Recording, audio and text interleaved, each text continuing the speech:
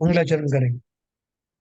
ओम नमः सिद्धेभ्यः जय श्री ओम नमः सिद्धेभ्यः जय श्री ओम नमः सिद्धेभ्यः। मंगलम भगवान वीरो मंगलम गौतमो गणी मंगलम कुंद कुंदाद्यो जयंदर्भोस्तु मंगलम। सर्वमंगल मांगल्यम सर्वकल्याणकारकम प्रधानम सर्वधर्माणां जैनं जयतु शासनम। जैनं जयतु शासनम जैनं जयतु शासनम। नमः समय साराय स्वानुभूत्या चकाशते चित स्वभावाय भावाय सर्वभावांतरच्छिदे।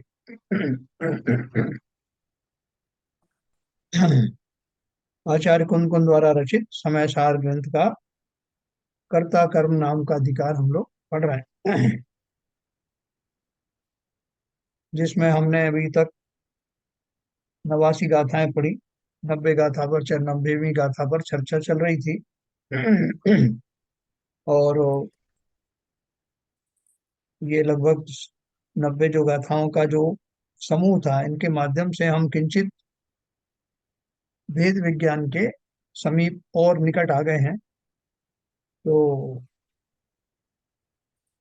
इस गाथा को अपन आगे बढ़ाते हैं और उसमें जो जीव के भाव हैं, जीव उनका कर्ता है, उसके बारे में थोड़ा सा अपन और विश्लेषण करते हैं।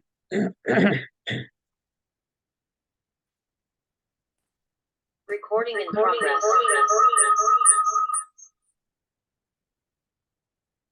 क्या हुआ है?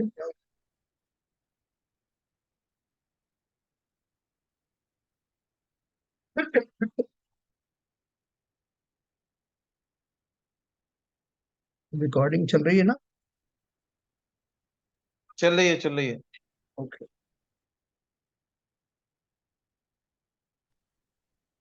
देखो, अपन ने ये गाथा पढ़ी थी 89। उसमें अपन ने स्फटिक मणि की जो उदाहरण फिर से पढ़ा था। और उसके बाद में हाँ, इसी की जो टीका चल रही थी 89 नंबर की। यद्यपि निश्चय से अपने निज रस से ही सर्व वस्तुओं की अपनी स्वभावभूत स्वरीय स्वरूप परिणमन में समर्थ है, सभी वस्तुओं का, तथापि आत्मा का अनादि से अन्य वस्तुभूत मोह के साथ संयुक्त पना होने से आत्मा के उपयोग का मिथ्या दर्शन अज्ञान और अविरति के भेद से तीन प्रकार का परिणाम विकार है।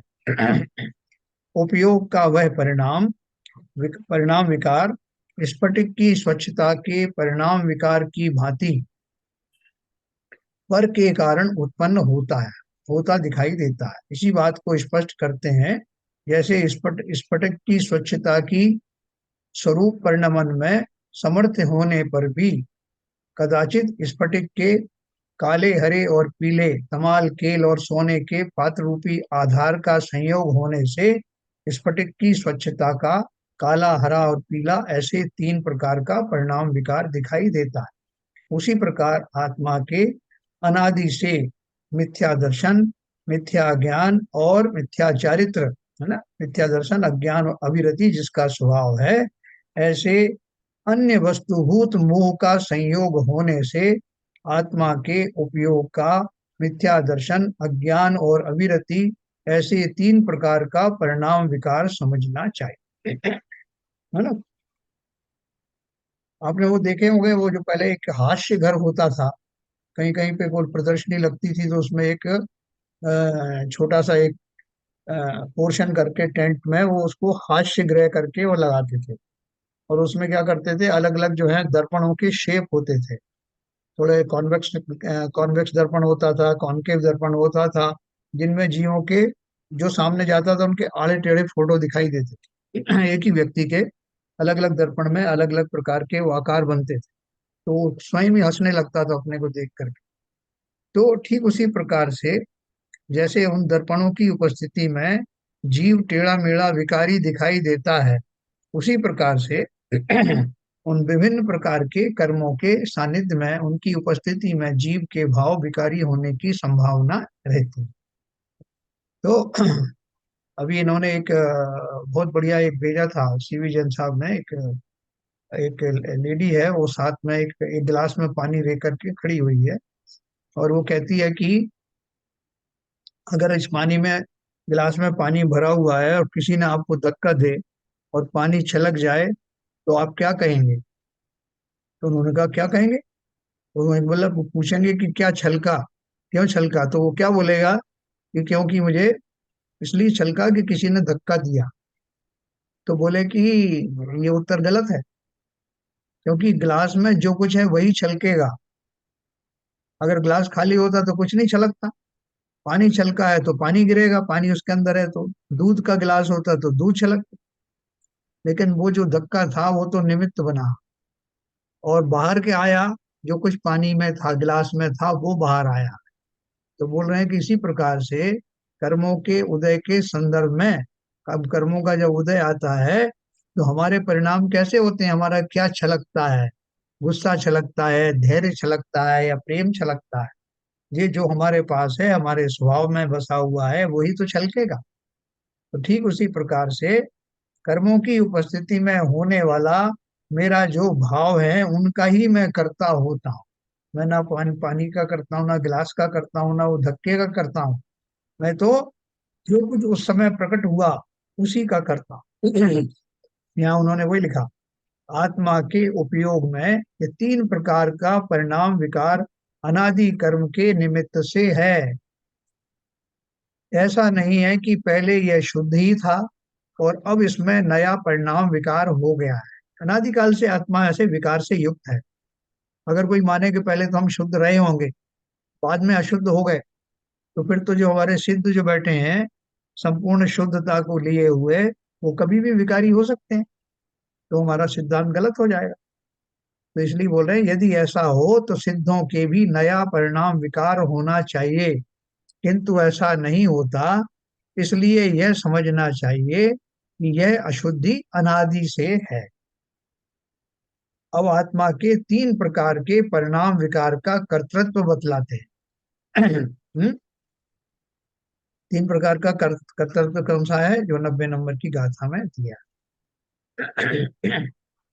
एदेषु यौ भोगो दिविहो शुद्धो निरंजनो भावो जमसो करेदि भावम उभोगो तरससो कत्ता एतेषु चोपयोग त्रिविधः शुद्धो निरंजनो भावः यम सकरोति भावमोपयोग इस्तस्य स कर्ता। देखो कर्ता कौन है?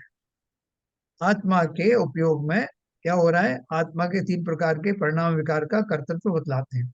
इससे ही है उपयोग त्रयविध शुद्ध निर्मल भाव, जो भाव कुछ भी वह करे उस भाव का कर्ता बने।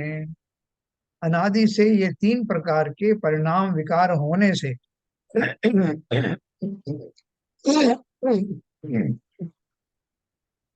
आत्मा का उपयोग यद्यपि शुद्ध निरंजन भाव है, तथापि तीन प्रकार का होता हुआ उपयोग जिस भाव को स्वयं करता है उस भाव का वह करता होता है।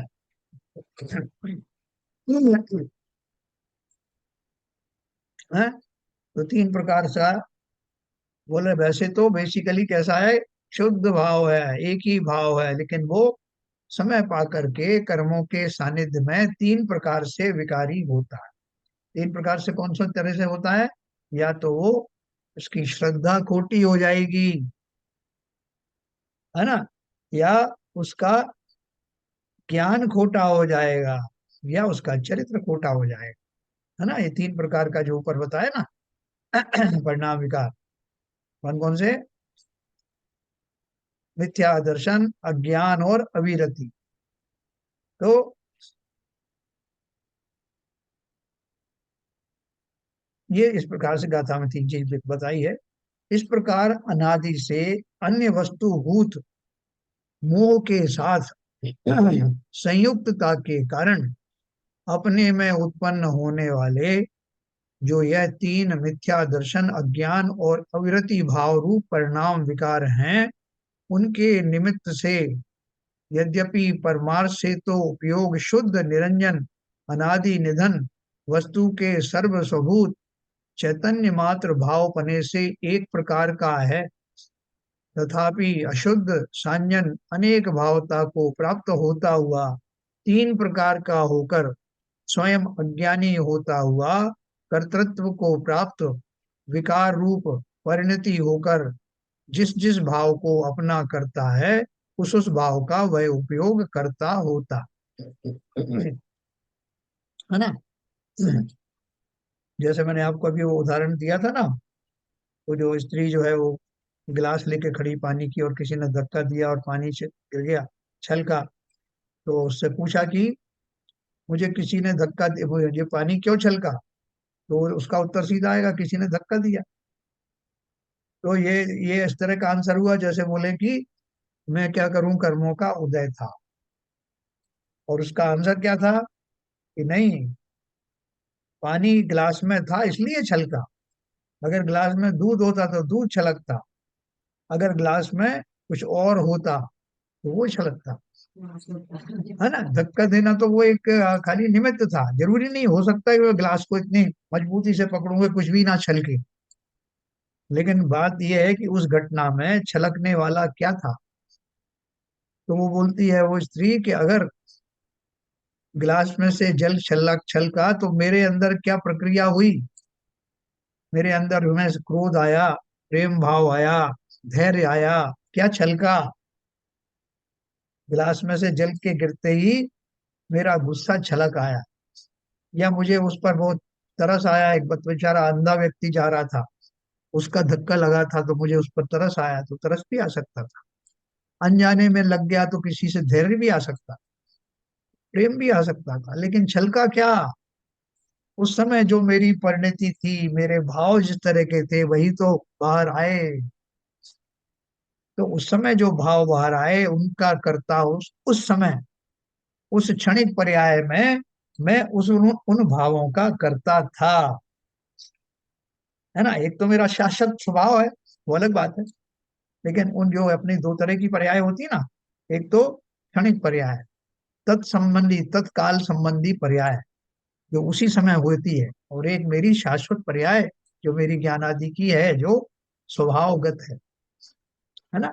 तो ये क्षणिक उपादान शक्ति, क्षणिक जो मेरी कर्ता बना है, वो प्रक्रिया उस समय मौजूद रहती है जब कोई घटना घटित होती है।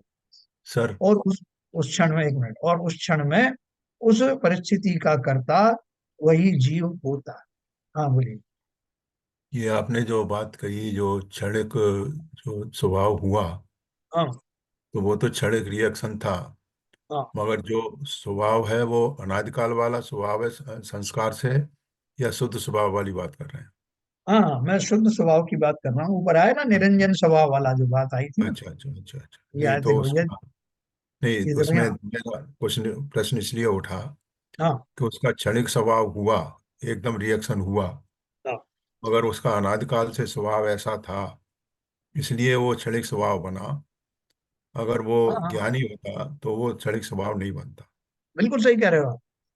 देखो ये क्या, देखो इस प्रकार अनादि से अन्य वस्तुभूत मोह के साथ संयुक्तता के कारण अपने में उत्पन्न होने वाले जो यह तीन मिथ्या दर्शन, अज्ञान और अवृत्ति भाव रूप परिणाम विकार हैं, ये तीन परिणाम विकार आते हैं अलग अलग, बदल बदल के आ जाते हैं, ये सब क्षणिक हैं। जी जी जी जी।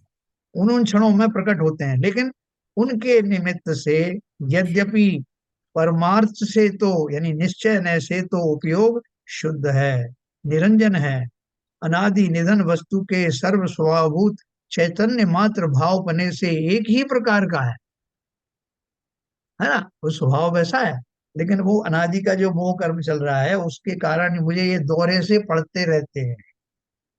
कभी मैं अविरति का शिकार हो जाता हूँ, कभी मैं मिथ्या दर्शन का तो शिकार बना ही हुआ हूँ, अज्ञान का शिकार तो बना ही हुआ हूँ, और मिथ्या चारित्र भी मुझसे यथा कथा होता ही रहता। तो ये इसके पीछे बैकग्राउंड क्या है मेरा, अनादि काल से चले आने वाला मोहादि कर्म है, जबकि स्वभाव मेरा अभी अंतर में पड़ा हुआ है, अभी उस स्वभाव का प्रयोग आया ही नहीं। तो ये सब जब दशाएं समाप्त होती हैं, मोह का संक्रमण समाप्त होता है, तब जीव अपने उस अनादि निधन स्वभाव में चला जाता है ना। तो लेकिन वो बोल रहे हैं कि जिस काल में ये अभी मेरे ऊपर में वो सब मोह की बदली छाई हुई है ना, तो इस काल में जो कुछ भी मेरे द्वारा होता है उससे मैं बच नहीं सकता, उसका मैं करता होता हूँ, उन भावों का, भावों का करता तो मैं ही हूं ना। भले ही हमें उसको बोल रहे हैं कि ये तो पुद्गल के खाते में डाल दो, पिछली गाथाओं में ये कहा था ना, तो उसका कहने का अर्थ दूसरा था, मेरे स्वभाव को मलिन करने की क्षमता क्यों हुई, इसलिए कहा कि भैया वो पुद्गल का है। लेकिन हो तो रहा है मुझ में ना। तो उन क्षणों में जब मेरी क्षणिक पर्यायें इस तरह की होती हैं, बैकग्राउंड मोहिनी कर्म का है, तो इन भावों का करता हुआ दिखाई देने वाला मैं वास्तव में उन विभाव भावों का उन क्षणों में करता होता हूँ, तभी तो नवीन कर्म बनते हैं। और देखो मैंने जो आपको ग्लास का उदाहरण दिया उसके माध्यम से क्या है, जैसे अपन बात कर रहे थे ना, कर्मों का उदय होना, कर्म का फल आना, और जीव का उसमें जुड़ना या ना जुड़ना, ये उसकी समझ के ऊपर निर्भर करता। अब आप बोलोगे कि साहब अनादि से मोहिनी कर्म चल रहा है तो मेरी समझ तो वैसी कुंद हुई पड़ी है, मैं क्या विवेक उपयोग करूंगा अपना। आप बार बार कह रहे हो कि विवेक लगा सकते, तो कैसे लगाऊं विवेक। जो इस तरह का जो मेरा ऊपर मोह की बदली छाई हुई है, तो मेरा तो उपयोग खराब होने ही वाला है, तो मेरा विवेक कभी लगेगा क्या। तो इसके उत्तर और आगे भी आएंगे, लेकिन अब मैं आपको शॉर्ट में बता दूं कि अपन ने मोक्ष मार्ग प्रकाशक में एक बात पढ़ी थी। क्या पढ़ी थी, किसी ने बोला कि जब कर्म का उदय आए तो नवीन कर्म बन जाता है फिर वो कर्म उदय में आता है तो फिर दूसरा कर्म बन जाता है, तो जीव इस चक्र से कैसे निकले। तो उन्होंने पंडित जी ने बहुत बढ़िया उसका वो दिया था उदाहरण। उन्होंने बोला था कि कर्मों का उदय सदा काल एक जैसा नहीं होता, कभी बहुत तीव्र होता है, कभी मंद होता है। तो बोल रहे हैं कि ज्यादातर तो एवरेज चलता है, लेकिन कभी कभी बहुत तीव्र कर्म का उदय होता है, उस समय जीव का जो निर्णय करने की शक्ति एकदम कुंद हो जाती है, वो निर्णय नहीं ले पाता, पुरुषार्थ आदि कुछ भी कर नहीं पाता। ऐसे समय में तो अवश्य ही वो जो कर्म का तीव्र उदय है उसे भोगना पड़ता है, उस जैसा उसकी मति हो उस समय वैसा ही कर पाता, विवेक काम नहीं आता। लेकिन ज्यादातर समय में बाई एंड लार्ज कर्मों का उदय इतना तीव्र नहीं होता, और इसलिए वो हमेशा ही उसको इतना समय मिलता है, अवकाश मिलता है कि वो चिंतन कर सके कि इन विरुद्ध वातावरण में वो उसे क्या करना चाहिए। उन्होंने एक उदाहरण दिया कि जैसे कोई व्यक्ति नदी के प्रवाह में गिर गया, तीव्र प्रवाह था तो वो उस हाथ पैर मारे तब भी कुछ होने वाला नहीं, इतनी जोर से प्रवाह चल रहा था कि वो नदी के बहाव की दिशा में बह चला। लेकिन उसने सोच लिया कि कहीं तो जाके ये बहाव शांत होगा, कम होगा, वहां मैं अपना पुरुषार्थ करूंगा। और ऐसा ही हुआ, आगे जाके वो नदी का पार्ट बहुत चौड़ा हो गया, उसका वेग कम हो गया, और उसने थोड़ा सा एफर्ट किया और वो किनारे पर लग गए है ना। यही वास्तव में उसका उपाय है। तो यहाँ भी वो यही कह रहे हैं कि भले ही आपकी मोह की बदरी छाई हुई है, लेकिन हमेशा बरसती तो नहीं है ना, बरसती भी है तो आपको थोड़ी बहुत बरसती। तो इसलिए शुभ नहीं तो फिर स्वभाव में जीव आएगा कैसे। हर काल में वो मोह चल ही रहा है, फिर आपका नवीन कर्म का उदय होगा, फिर उससे फिर नवीन कर्म का उदय होगा, फिर वो मोह से निकलेगा कैसे, है ना।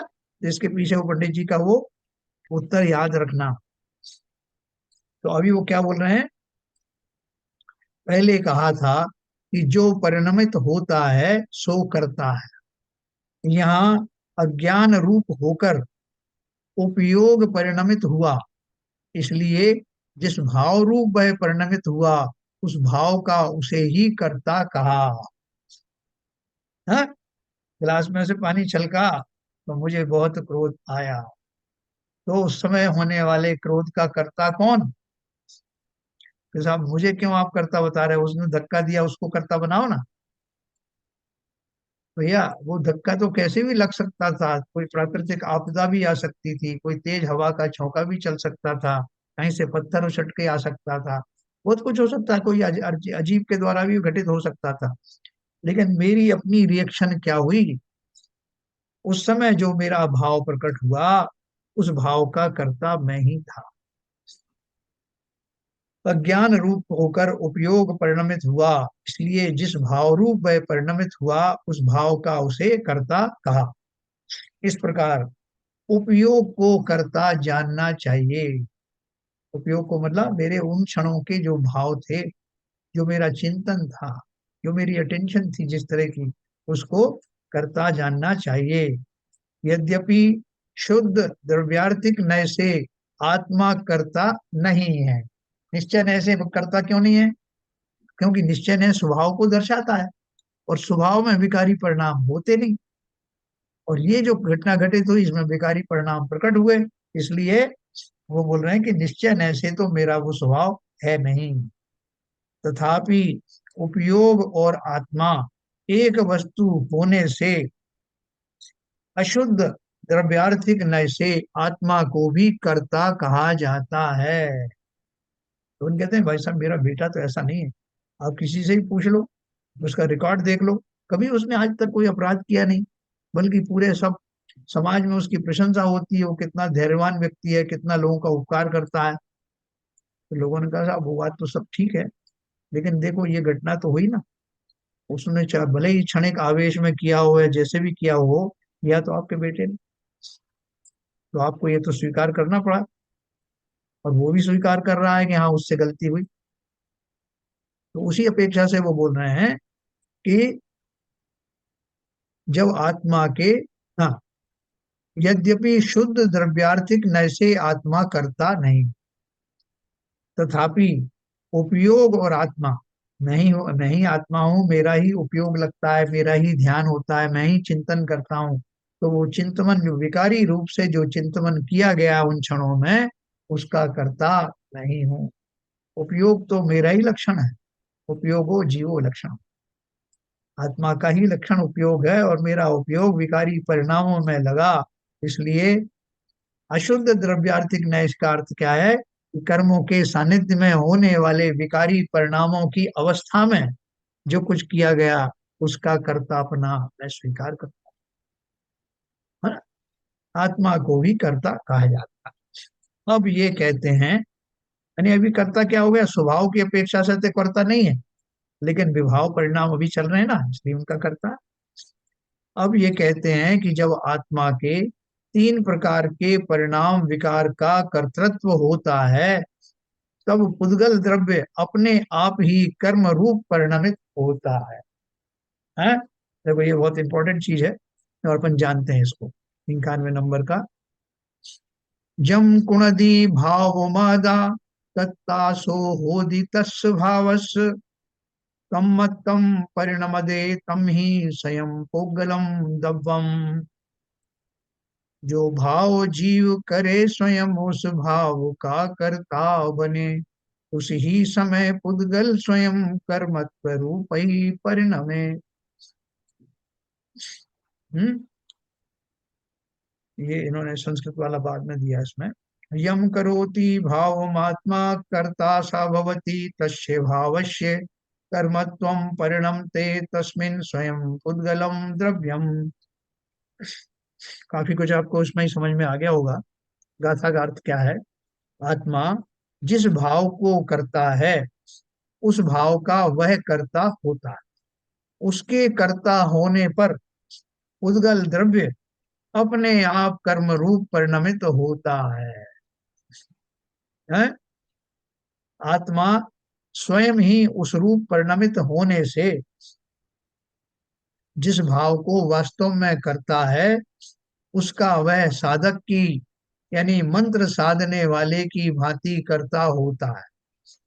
वह निमित्त भूत होने पर उद्गल द्रव्य कर्म रूप स्वयमेव परिणमित होता है। जीव के भाव उसके परिणमन में सहायक होते हैं, निमित्त होते हैं। जीव जैसा भाव करता है ऐसे भावों का निमित्त पा करके ब्रह्मांड में मौजूद वो पुद्गल परमाणु जिनमें कर्म रूप परिणमित होने की योग्यता है, वो अपने अपने हिसाब से अपनी योग्यता के अनुसार अमुक अमुक कर्म में कन्वर्ट हो जाते हैं। उस तरह का चार्ज उनमें ग्रहण हो जाता है। जैसे अपन चुंबक की बात करते हैं ना, चुंबक रखा हुआ था लेकिन कैसा था, इलेक्ट्रोमैग्नेटिक था। अभी बिजली का स्विच ऑन नहीं किया था इसलिए उसमें मैग्नेटिक लाइन ऑफ फोर्स बनी नहीं। तो वो जो आसपास के जो परमाणु थे उनमें कुछ लोहे के कण भी मौजूद थे, वो सब सुप्त अवस्था में सोए पड़े थे। लेकिन जैसे ही चुंबक का वो स्विच ऑन किया और उसमें से तरंगें निकली, तो चुन चुन करके उस आसपास के परमाणुओं में से वो परमाणु जिनमें लोहत्व था, वो खिंच करके चुंबक की तरफ चले आए। उनके अंदर ऐसी योग्यता प्रकट हो गई कि जो उनके पास खिंचे चले आए। तो चुंबक बोलेगा मैंने क्या किया भैया, चुंबक बोलेगा मैंने कुछ नहीं किया, मैं तो सहज में अपने भावों से युक्त हुआ। ये पुद्गल परमाणु अपने आप आए, मैंने इन्हें बुलाया नहीं। और वो चुंबक के परमाणु बोले हम तो अच्छे खासे सो रहे थे साहब, अचानक से कुछ हुआ और हम खींचे चले आए, हमारी क्या गलती। ऐसा निमित्त निमित्तिक संबंध होता है। तो उन्होंने एक मंत्र साधने वाले की जो है वो बात कही है, मैं आपको समझाऊंगा उसको। आत्मा स्वयं ही उस रूप परिणमित होने से जिस भाव को वास्तव में करता है, उसका वह साधक की यानी मंत्र साधने वाले की भांति करता होता। वह आत्मा का भाव निमित्त भूत होने पर उद्गल द्रव्य कर्म रूप स्वयमेव परिणमित होता है। इसी बात को स्पष्टतया समझाते हैं। जैसे साधक उस प्रकार के ध्यान भाव से स्वयं ही परिणमित होता हुआ ध्यान का करता होता, और वह ध्यान भाव समस्त साध्य भावों को साधक के भावों के अनुकूल होने से निमित्त मात्र होने पर साधक के करता हुए बिना सर्पाधिक व्याप्त विष स्वयमेव उतर जाता है। आपने देखा कभी जो सर्प का विष उतारने वाले जो मंत्र वाले होते हैं जो हैं, वो कैसे करते हैं? वो उन्होंने ली, दो कंकरी ने ली, सर्प को कीलित करना तो एक अलग है, किसी को सर्प का जहर चढ़ जाए तो वो जो उतारना जो जानते हैं उनके पास लोग जाते हैं और वो मंत्र पढ़ते हैं। उस मंत्र के जो तरंगे होती हैं, और वो हर कोई नहीं पढ़ता, उन्होंने उस मंत्र को सिद्ध किया होता। सिद्ध करने का अर्थ क्या है कि उन्होंने पहले विधि पूर्वक उसको बैठ करके अपने उस ध्यान की प्रैक्टिस करी, जितने लेवल का कंसंट्रेशन उसमें चाहिए उसकी प्रैक्टिस की, और फिर वो प्रैक्टिस में निपुण होने के बाद अब जिस पर उसका सर्प का जो जहर चढ़ा है उसके सामने बैठ करके मंत्र आदि पढ़ते हैं, और फू करते ही जो है वो उनका विष उतर जाता। तो क्या घटना घटित होती है कि वो जो उनके मंत्र आदि के द्वारा जो विडंबना उत्पन्न होती है, वाइब्रेशन जनरेट होते हैं, वो वाइब्रेशंस उस डिसऑर्डर को ऑर्डर में कर देते हैं। विष के द्वारा क्या हुआ, डिसऑर्डर, जिसे अंग्रेजी में बीमारी को डिसऑर्डर कहते हैं ना, तो उसके जो बॉडी के जो परमाणु थे जिस ऑर्डर में होना चाहिए स्वस्थ अवस्था में, वात पित्त कफ आदि जिन जो परिमाण में जैसे अवस्था में रहना चाहिए, वो डिस्टर्ब हो जाती। उस डिस्टरबेंस को दूर करने के लिए ये मंत्र आदि पढ़ करके जो साधना से पूर्वक छोड़ा जाता है, वो वाइब्रेशन उनको ऑर्डर में ले आते और परिणाम स्वरूप विष उतर जाता है, व्यक्ति निर्विष हो जाता। तो ऐसा करते हुए जो मंत्र वाला था वो तो दूर ही खड़ा था, उसने ना तो उस व्यक्ति के अंदर प्रवेश किया, ना ही किसी और तरह का कोई चेष्टा की। उसने मात्र ध्यान किया, ध्यान पूर्वक वो मंत्र पढ़े और काम हो गया। तो कैसे काम हुआ?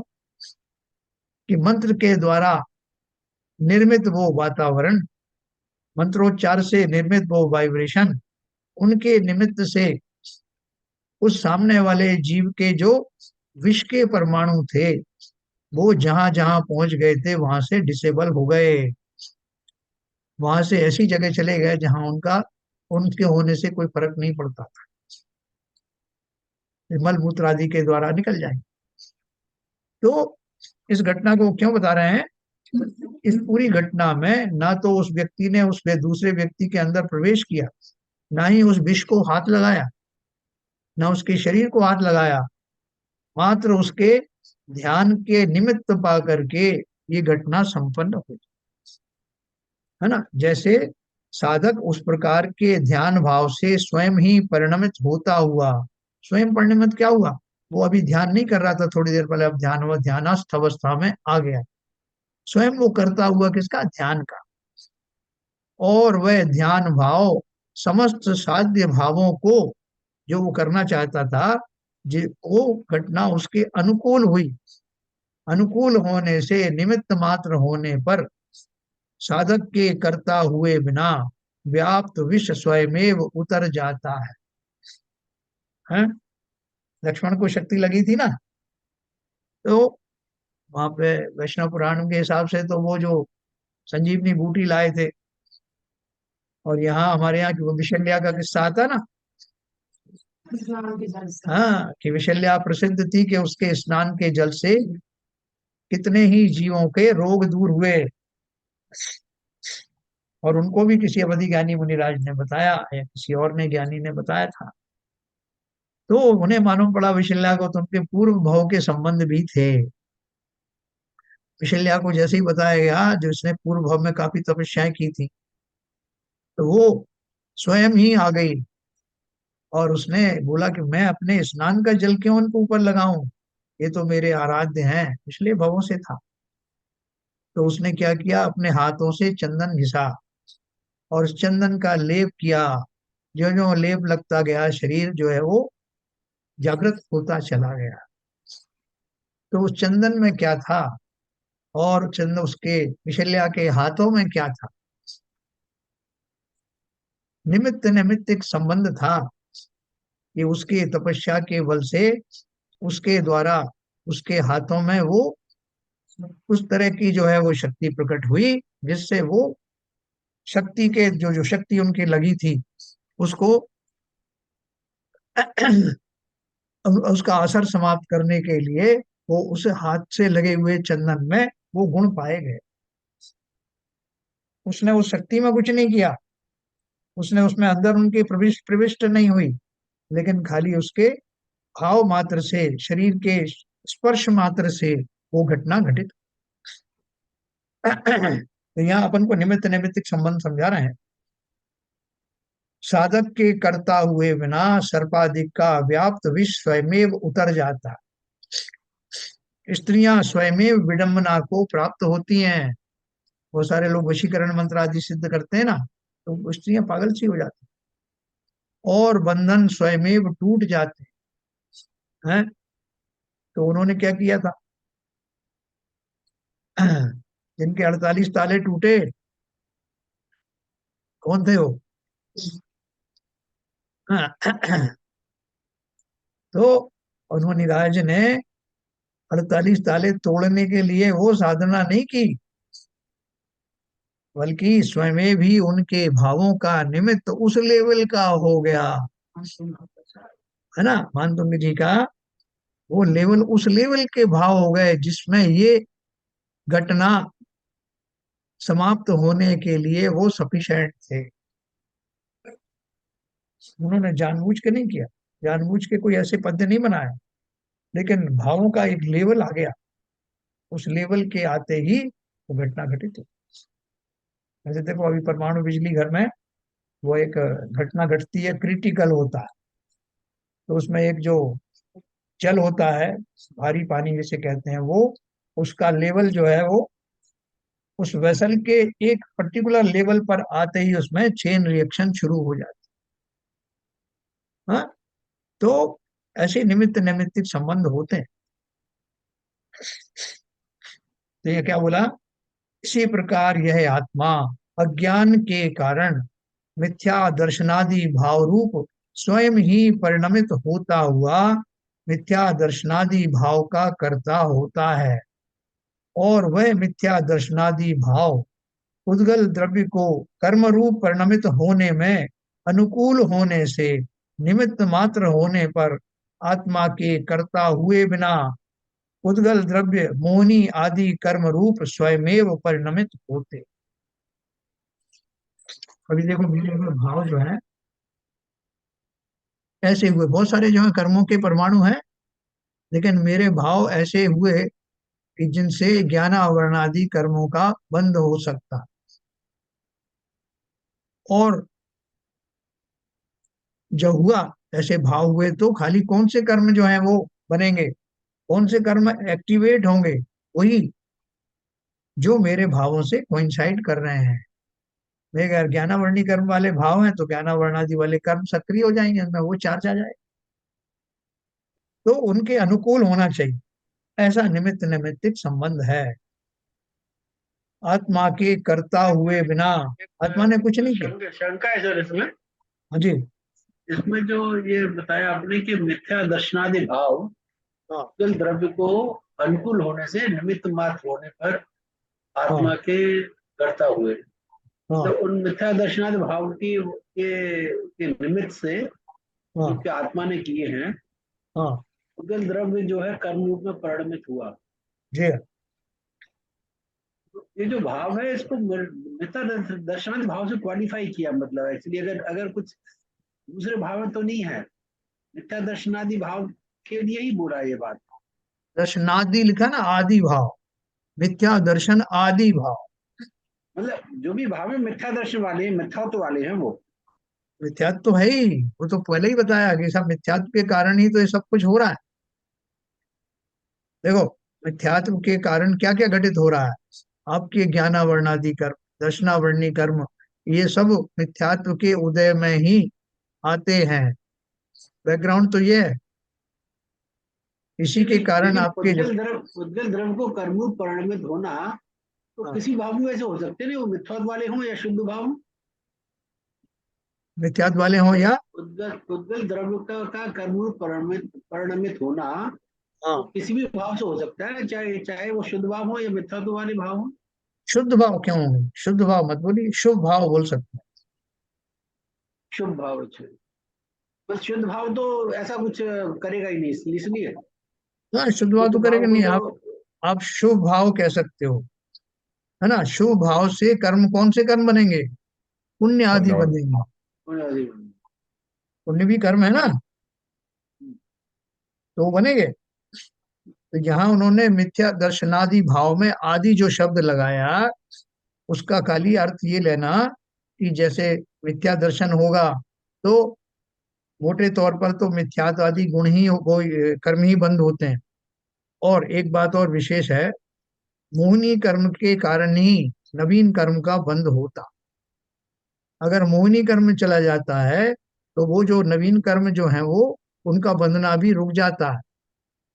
जैसे आपको ज्ञानावर्णी दर्शनावर्णी कर्म जो है वो किस वजह से बंधे थे, क्योंकि आपने मोहिनी कर्म के परिप्रेक्ष्य में बहुत सारे ऐसे काम किए थे, जैसे किसी की जिनवाणी छिपा दी, किसी को पढ़ने नहीं दिया, किसी के रास्ते में बीच में व्यवधान बन गए, तो आपका जो है अंतराय आदि कर्म का बंद हुआ। लेकिन बैकग्राउंड में तो वही चल रहा था जो मोहिनी कर्म में बहुत प्रबल है, उसके साथ होने पर ही साता वेदनी कर्म जो है आपको साता देता हुआ प्रतीत होता है, असाता कर्म असाता देता हुआ प्रतीत होता है। या मोहिनी कर्म चला जाता है जैसा कि जिनेन्द्र देव को होता है, फिर भी साता वेदनी तो असाता वेदनी तो चलते रहते हैं, लेकिन उनका कोई फर्क पड़ता नहीं। ठीक है ना। ये अपन ने विशेष रूप से पढ़ा था, आपको जब भी कोई शंका हो अपन पढ़ सकते हैं, करणानी योग का विषय है। लेकिन कुल मिला के बात ये चल रही है कि मेरे जो विकारी परिणाम है, वो विकारी परिणाम उन कर्मों को बांधने में निमित्त बनते हैं। मैंने आपको और भी व्यापक रूप से उदाहरण दिया कि कर्म, अज्ञानावर्णी कर्म जो है बंध कब होता है, जब मेरे उस तरह के भाव हों, जब मेरे भाव ऐसे भाव हों जिनसे ज्ञानावरणी कर्म का बंध होता है तो उस जाति के कर्म का बंध होता है। जब मेरे भाव ऐसे होते हैं, जैसे क्रोध आदि कषाय के भाव होते हैं, कषाय युक्त भाव होते हैं, तो वो परमाणु उदय में जिस उदय में आने आ जाएंगे जिनसे कर्म क्रोध आदि कषाय का निर्माण होता है, नवीन कर्म का बंध होगा। पिछला आया था उदय में इसलिए मुझे क्रोध आया, और जब मैं क्रोध कर रहा हूँ तो नवीन प्रकार से कई कई प्रकार से क्रोध करता हूँ, फिर नवीन क्रोध के परमाणुओं का बंध होता है। और कोई शंका है आपको ललित जी? ठीक है। देखो अभी अपन जो पढ़ेंगे आगे, जो पुण्य और पाप नाम का अधिकार भी आएगा, जिसमें वो पुण्य रूपी कर्मों का भी बंध होगा। तो उससे हमें पता लगेगा कि पुण्य का बंध होना भी स्वभावगत नहीं है, वो भी विभावगत ही है। अब देखो भावार्थ है, आत्मा तो अज्ञान रूप परिणमित होता, किसी के साथ ममत्व करता है, किसी के साथ राग करता है, और किसी के साथ द्वेष करता है। उन भावों का स्वयं करता होता है। उन भावों के निमित्त मात्र होने पर उद्गल द्रव्य स्वयं अपने भाव से ही कर्म रूप परिणमित होता है। उद्गल द्रव्य अपने आप होता है, कर्मों ने या जीव के भाव अपने आप हो रहे हैं, उसने किसी को बुलाए थोड़ी। जैसे अपन ने अभी मानतुंग आचार्य के बारे में पढ़ा ना, कि वो अपने सहज में ही जिनेन्द्र देव की भक्ति कर रहे थे। वो तो ये मानते भी नहीं थे कि उन्हें किसी ने बांध रखा है, क्योंकि वो शरीर को ही अपना नहीं समझते। तो शरीर के बाहर वहां कहीं ताले लगा दो 50 जगह, उनको क्या फर्क पड़ने वाला। वो तो सहज में ही भक्ति के उस लेवल पर पहुंचे, जिसके लेवल के का निमित्त पा करके वो समस्त पुद्गल द्रव्यों में उस तरह की प्रक्रिया हुई, और वो सब टूटने लगे, टूट गए। सर, बोलिए। ये जो पुद्गल द्रव्य स्वयं अपने भाव से कर्म रूप परिणित होता है, हाँ। तो यहाँ दोनों ही पुद्गल, एक तो कर्म और दूसरा जो उसका पुद्गल शरीर है, उसके शरीर में जो एक्शन होता है, ये दोनों एक साथ ही होते हैं सर। कर्म का बंध और शरीर का एक्शन, हाँ देखो, क्रिया। वो जो अभी शरीर की बात नहीं चल रही, शरीर तो नो कर्म में आता है। जी, शरीर नहीं की नहीं, बात, शरीर होता नौकर है में तो वो आता आपके। है। वो हाँ साइमल्टेनियसली वो भी, उसमें भी रिएक्शन होता है ना। हाँ हाँ, बिल्कुल होता है, रिएक्शन होता है, बिल्कुल होता है। हाँ। वो बिल्कुल होता है, वो भी पुद्गल परमाणु है। आप उसको भी रिलेट कर सकते हैं, कोई बात, कोई हर्ज नहीं है। हम्म। ये तो जब मुझे, बड़े ये तो ऐसे मोड़ पे लेके आ गए कि हाँ जहाँ पहले तो हम कर्मों का पुदल कर्म बताते थे, कर्म हमारे आते हैं, वो होते हैं, लेकिन यहाँ तो उन्होंने ये बता दिया कि कर्म कर्म भी जो है आपके, जो आपका आपका व्यवहार जब है जैसा है उसके हिसाब से प्रमाणित होते हैं। बस मतलब एक तरीके से साइंटिफिक कर दिया इन्होंने। बिल्कुल साइंटिफिक बिल्कुल। ही है, एकदम साइंटिफिक है। इसीलिए तो वीतराग विज्ञान कहा, ये एकदम साइंटिफिक है। जिस तरह से सूरज की उपस्थिति में कमलिनी खिल जाती है, ना तो सूरज ने उसको कहा कि तुम खिल जाओ, ना कमलिनी ने सूरज से कहा कि तुम निकल आओ। ये निमित्त नैमित्तिक संबंध है। सूर्य की उपस्थिति में कमलिनी स्वयं ही खिल जाती, चकवे चकवी स्वयं ही रात्रि होते ही उनके भाव ऐसे होते हैं कि वो एक इस किनारे पे है, वो दूसरा उस किनारे पे चला जाता है, और बिछोड़ के बाद सारे रात चिल्लाते रहते हैं, लेकिन उनका मिलन नहीं होता। उन पर्यायों में अपने पूर्व कर्मों के कारण वो उन पर्यायों में जन्म लेते हैं, और जब सुबह सूरज निकलता है तो बिना किसी के मिलाए स्वयं ही मिल जाते। पूरे संसार में ऐसी निमित्त नैमित्तिक घटनाएं होती ही रहती हैं। इसका रहस्य जिसने समझ लिया, वो दो तरह से रिएक्ट करेगा।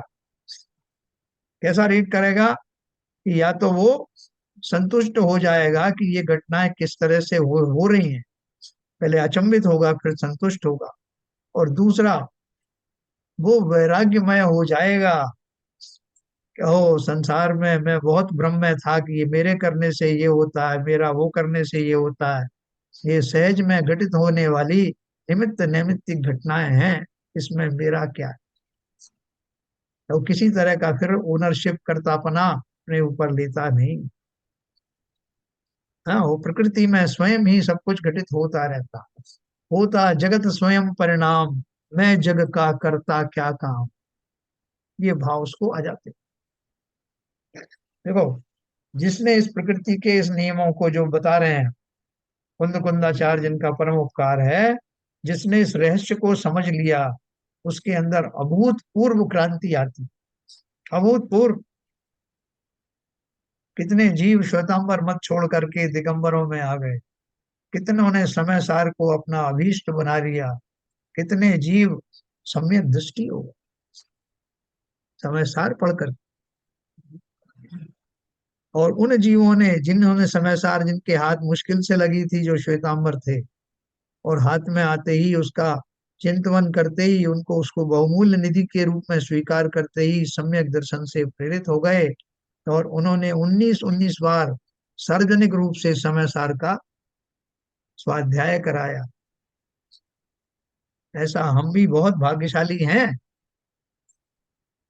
इसके माध्यम से सारे सिद्धांत समझ में आने वाले हैं, प्रकृति में क्या होता है और हमें उसका जो फल मिलेगा, समय दर्शन में क्या होता है, जीव को समस्त संसार की सृष्टि में क्या क्या घटित कैसे कैसे होता है, उस पर संपूर्ण विश्वास हो जाता है। वो फिर बिना बात की क्रेडिट लेने के चक्कर नहीं रहता कि साहब इसका मुझे श्रेय मिल जाए, और जो मैंने खोटा किया है उसका श्रेय कोई और ले ले। ये सब करने के भाव जाते रहे, चले जाते। आत्मा तो अज्ञान रूप परिणमित होता है, किसी के साथ ममत्व करता है, किसी के साथ राग करता है, और किसी के साथ द्वेष करता है। उन भावों का स्वयं करता होता है। अज्ञान दशा में कौन सा, वो जो अभी बोला था ऊपर, मिथ्या दर्शनादि भाव। उन भावों के निमित्त मात्र होने पर उद्गल द्रव्य स्वयं अपने भाव से ही कर्म रूप परिणमित होता। परस्पर निमित्त नैमित्तिक भाव मात्र है, कर्ता तो दोनों अपने अपने भाव के हैं, यह निश्चय है। किसने क्या किया? जीव कहेगा कि साहब ये कर्मों का उदय मुझे निमित्त बना, इसलिए मैं विकारी हो गया, वरना मैं भी था कुछ काम का। और को जो क्या है, पुद्गल कहेगा कि साहब मैं अच्छा खासा रेस्ट कर रहा था, ये जीव ने ऐसे भाव किए और उसकी रेंज में मैं आ गया और मुझे कर्म रूप परिणमित होना पड़ा। तो दोनों ही अपनी अपनी भावों का कर्ता दूसरे को बता रहे हैं। लेकिन ज्ञानी क्या बोलता है कि कर्ता नहीं कहो, निमित्त नैमित्तिक कहो। कर्ता तो ये द्रव्य स्वयं अपने में जो कुछ कर पाता है वह उसी का कर्ता होता है।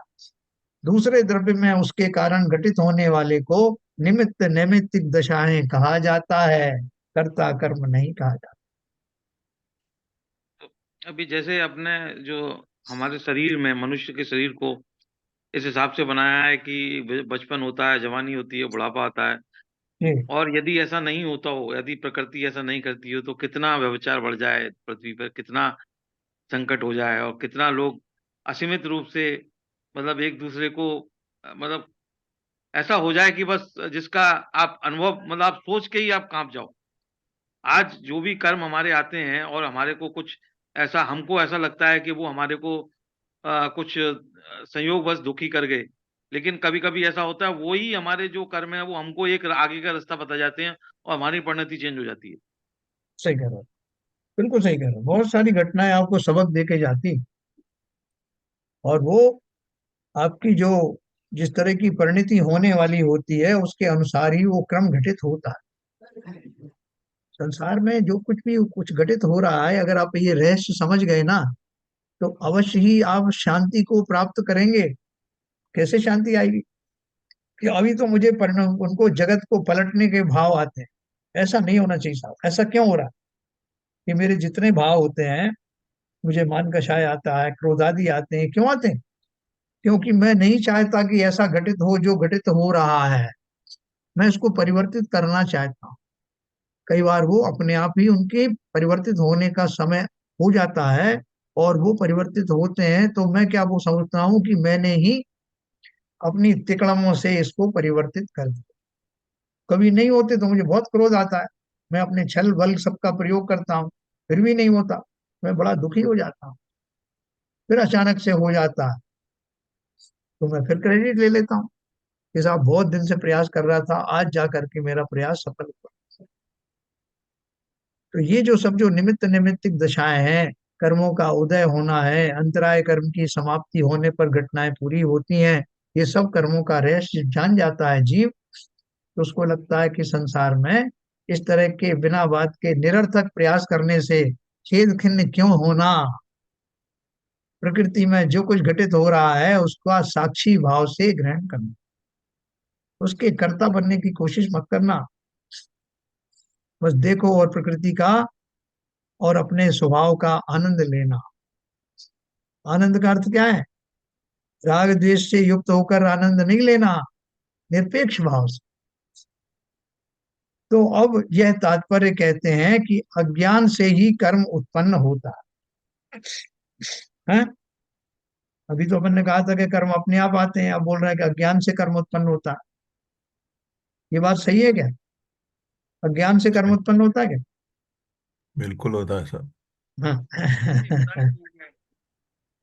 अज्ञान हैं? से ही में होता से है। भाव बन रहे हैं,